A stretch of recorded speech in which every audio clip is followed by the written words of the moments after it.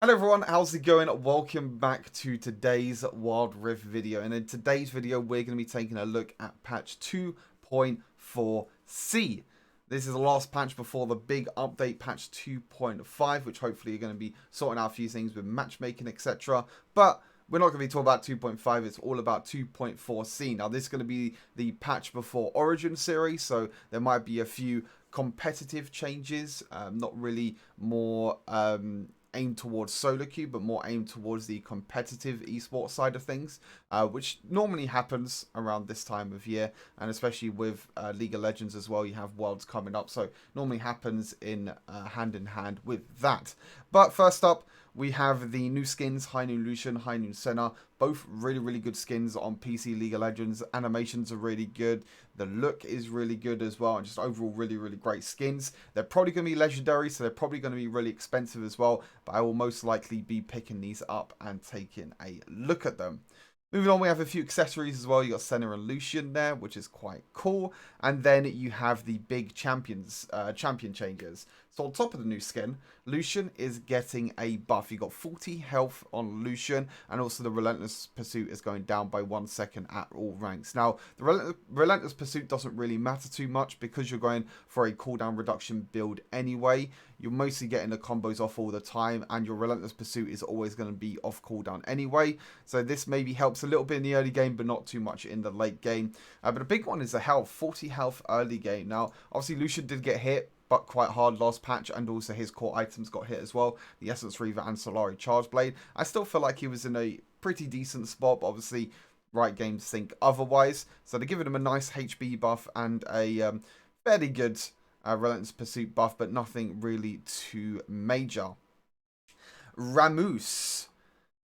Now, Rammus is a bit of a, I feel like a low elo pick. So you hardly ever see Rammus in like high elo, like at all, pretty much, which is kind of crazy. So Powerball, which is his first ability, one that allows him to roll, giving him 5 damage in the early game. Then it goes down by 10, down by 15, and down by 40. So some pretty big changes. Actually, down by 25, sorry. 10, 25, and 40. So pretty big changes, to be fair.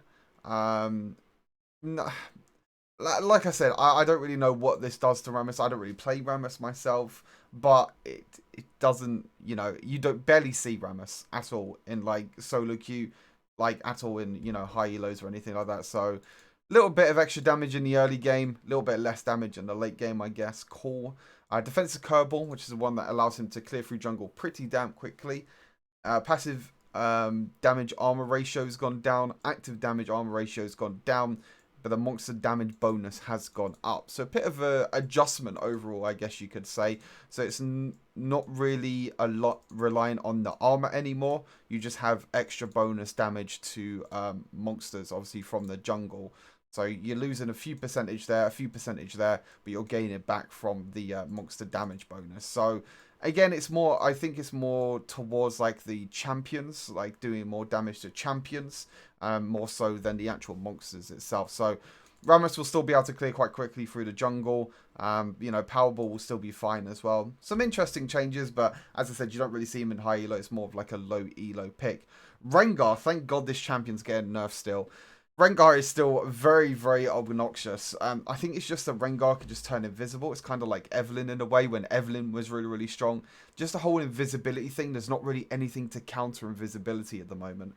And that on top of being one shot with Rengar with this crit build that's going around, you can also go like Triforce, Yomi's Ghost Blade. So yeah, overall it's just really strong.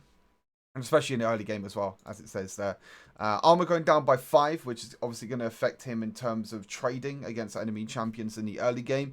But also clearing through the jungle as well, so he's going to take a little bit more damage. And the AD is going down by 6 in the early game, which is quite a lot. So again, stopping his kind of early game power with skirmishes and early game power with his jungle clear. Pretty nice changes. I'm happy with these changes overall, which is quite nice. Sonar. Now, with Sonar, I believe this is going to be a more of a competitive change, as I was mentioning at the start of the video. Now, if you don't know, in esports, Sona Seraphine is a very strong bot lane duo that kind of gets played pretty much all the time. Kind of a bit less recently because of the whole crit AD carry items and crit ADs in general, just, you know, coming out of Frey because of new items.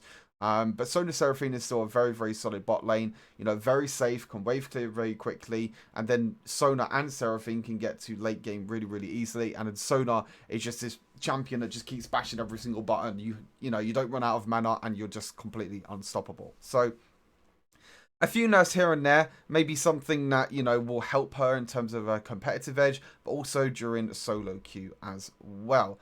Active damage on first ability is staying the same at level 1, but going down by 5, 10, and 15. Oh no, that's 20. No, 15, sorry. Going down by 15. So, some fairly nerf changes. I think you normally max Q second, if I believe so. So, you know, sitting at level 1 Q is not going to be too bad in the early game, but it's just when you do upgrade your first ability, you will be getting a little bit of extra damage. Same with the active AP ratios as well. That's also gone down. And the ally aura bonus damage AP ratio has also gone down. So kind of affecting more of her poke, more of her damage sense with Sona, which is quite interesting. I thought they maybe would have, you know, nerfed maybe the heal or something like that, because I think the heal is one of the main things. You know, it's quite a low CD. Sona doesn't really have any mana problems once she gets the Seraph's Embrace. You can keep spamming your heal. She get a bunch of shields and a bunch of heals. So yeah, it's quite interesting. And then Crescendo's going up in cooldown as well at all ranks by 10, 15, and 10 seconds. So again, pretty nice changes. Oh no, sorry, 10, 5, and 10. Interesting. So they've kind of just done it like at 20 all ranks instead of 15. So fairly decent changes. Again, I mean, Crescendo is such a huge ultimate, especially during team fights as well. Really, really powerful. So it's nice to see that has been nerfed. This next nerf has to be a meme. I can't take this next nerf seriously. TEEMO has been nerfed. I'm going to repeat this again. TEEMO has been nerfed. I don't really know what to say, to be fair. I mean, was TEEMO broken? Has TEEMO been broken all this time? I don't know. I don't know. But yeah, yeah, TEEMO, health regen, gone down by 1.5. So his health at level 10, I mean, sorry, 15 will now be 10 less. No, sorry, health per level is, sorry, going down by 10. So his health at level 15 is going down by 150. 5 less armor. Armor per level going down. So armor at level 15 is going down by 9. These are actually some crazy nerfs. And I mean crazy nerfs. Like, these are big, big nerfs. You know, health per level is pretty huge. Armor as well, especially during the laning phase. RIP TEEMO, I guess. I mean, I never saw TEEMO. I maybe saw him maybe once or twice, but this champion is just completely useless unless you can, you know, completely stomp the lane. But I guess that's what was happening, was TEEMOs were stomping the lane too much. But I feel like this, you know, overperforming across the board, I think it's because the play rate is so low. Like, when a champion's play rate is so low and it's only one trick that are playing that champion, then obviously the win rate is going to be really, really high, because them, you know, the people know how to play the champions, you know, off the back of their hand. They don't have to think about doing stuff. They just know how to do it straight away. So, I mean, it's interesting to say, like, overperforming across the board. Again, it's another pick that I don't really see in a high elo at all.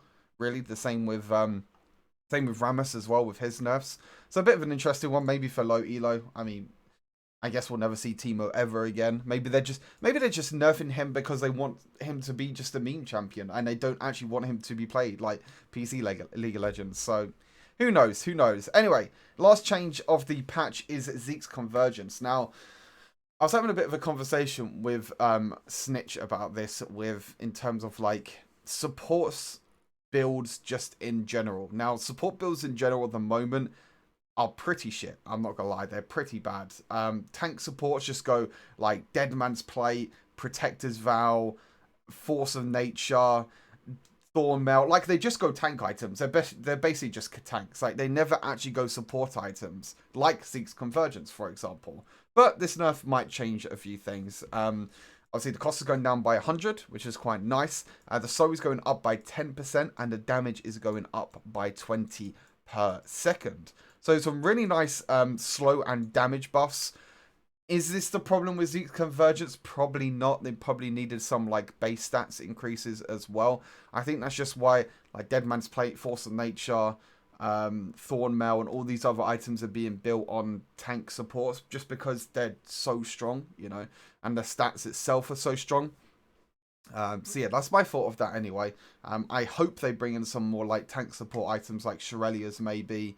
You know, something to do with maybe Relic Shield would be kind of cool as well. Something like that maybe, but who knows. But it's a nice buff anyway to Zeke's Convergence, and maybe you might see it a little bit more now, especially on supports like Brom and Thresh, which, to be fair, were not too bad beforehand, but now this is going to make it even better. But that's it for the patch. It's a very, very small patch this week.